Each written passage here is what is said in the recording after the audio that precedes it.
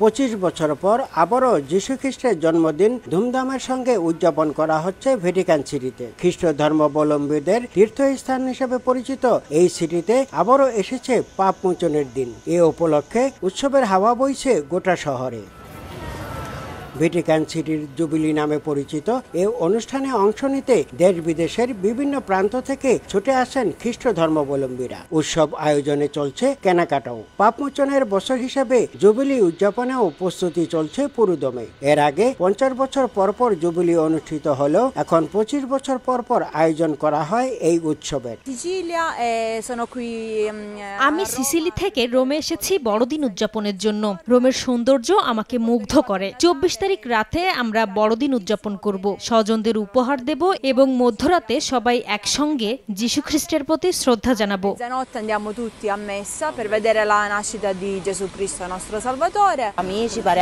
বন্ধু-বান্ধব, সহকর্মী এবং স্বজনদের নিয়ে দিনটি উদযাপনের জন্য আমরা প্রস্তুতি নিচ্ছি। শ্রদ্ধা জানাবো যীশু খ্রিস্টের প্রতি এবং সকলে একসাথে মিলে রাতে খাওয়া দাওয়া করব।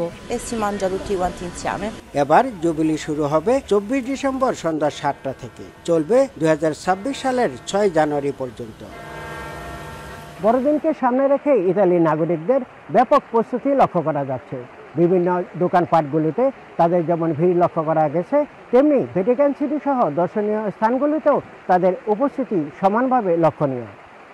এবার 2025-এর জুবিলিকে সামনে রেখে ইতালির রাজধানী নতুন রূপে সাজবে।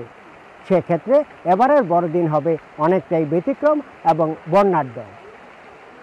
ইতালির ভ্যাটিকান সিটি থেকে হাসান মাহমুদ, সময় সংবাদ।